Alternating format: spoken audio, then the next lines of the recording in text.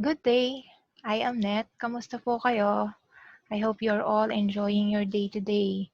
So today po, I'm gonna share with you a short devotion which is actually based on the preaching of Pastor Jojo last Sunday. So in his sermon entitled Keeping Your Edge in the New Normal, we learned three things, three faith lessons. First, it's the call to stand up and speak the name of God. Second, it's the call to embrace the discipline of solitude. And third, it's the call to obey and trust God in all seasons. Today, I will specifically share about tip number two, faith lesson number two, which is about the call to embrace the discipline of solitude, because it is something that the Lord has personally dealt with me. And I also feel that once we are good in that discipline, it's easier to do number one, to stand up and speak in the name of God, and faith lesson number three. So you see, I used to think that practicing silence is so we could hear God's voice, but it seems like it's not always the case. Especially now, we live in an age, in a time where there are so many distractions. The fact that right now you may be listening to a gadget or some electronic device. Do I still need to elaborate bakit tayo mabilis ma-distract? With all this technological advancement, yung maliit lang natin na phone na yan, na gadget na yan, ang dami na nating magagawa. No? You can do online banking. Ako, itong quarantine season, that's first time for me to learn online banking. Diba? You go shopping, mga Lazada, Shopee. Ayan, right? We can just do shopping anytime we want sa may pera. And of course, yung mga kausap natin, so many apps, so many Facebook, Twitter, IG, everything. So there's a lot to do with our phone. And right now, especially na ngayong yung tinatawag nilang new normal, more and more things will be done through our phones, through our gadget, through online. And while that's a good thing, it has so many benefits. If we are not careful with it and not be watchful, we can easily be distracted, right? And it could harm our ability to listen, to pray, to think carefully, and just to be still, which means it could be a spiritual danger eventually if we do not practice what we call this solitude. Kasi parang nasanay na tayo sa ingay. Okay, so that is why verses like focusing, having focus, or listening to God, or experiencing the presence of God are um, are really helpful for me. So allow me to share one of those with you today. So the story is also found in First Kings. It's actually in First Kings 19. The story is there, but allow me to share with you a portion of the scripture.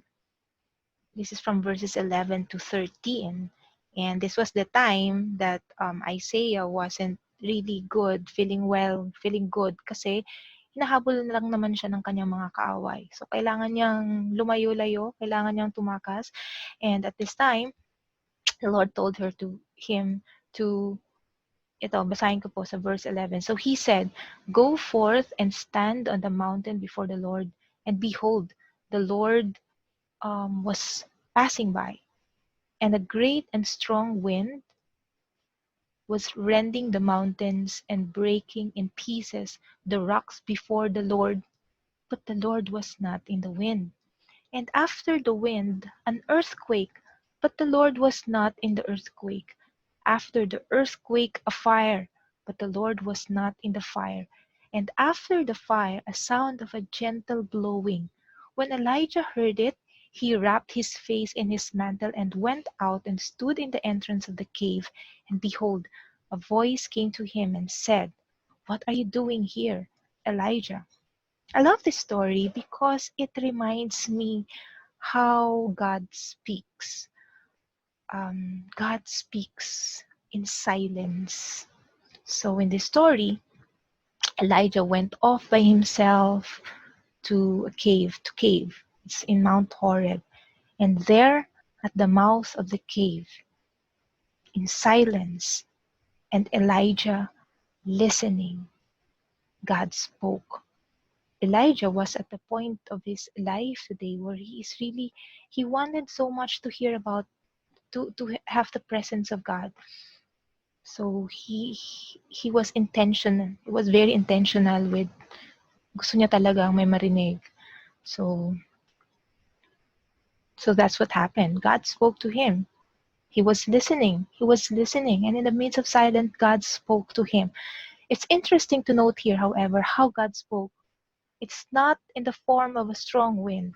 It's not in the form of a bombastic thingy. But in a, sabi dito, sound of a gentle blowing. So, it's in a gentle voice that that God spoke to Elijah. With all the noise that is happening all around us, and that includes the noise that's in our mind, diba? Sabi, the battle is in our minds. It's hard at times to listen to what God is telling us. But we see here, and we can learn here from Elijah that if we listen, that allows God to be God. You see, we need to be quiet to be able to hear a whisper, 'di ba? Makakarinig ka ba ng whisper kung ang ingay-ingay ng paligid? You cannot. So we can learn here that we definitely can hear God's voice in silence because we are away from many distractions. Yung mga distraction talaga na yan eh. So this silence creates space for God's whisper. It's a voice willing to speak to us, a voice willing to offer guidance for our next step. So maybe we may be one of those who are discouraged. Maybe we are one of those who are restless. We need to find God. But at times, it's really hard, God, to find Him in this restlessness and in the noise. So I think it's the right time for us today to make it a habit to seek God, need to find God. But it's hard to find Him in restlessness. So it's my prayer for us today that we open our mind and heart. So the Lord would help us open our minds and heart to listen to Him, and that He would continue to bring light in areas in our life that probably needs attention. So I pray that He will help us also quiet our minds so that we would be closer to Him and be able to listen and understand His voice and experience Him. So, and for us to be able to do that, this is a discipline. This is a discipline. Solitude and silence is a discipline, especially nowadays in the new normal thingy. So we have to start a habit of spending quality time with the Lord, and we can be assured of a wonderful journey with God.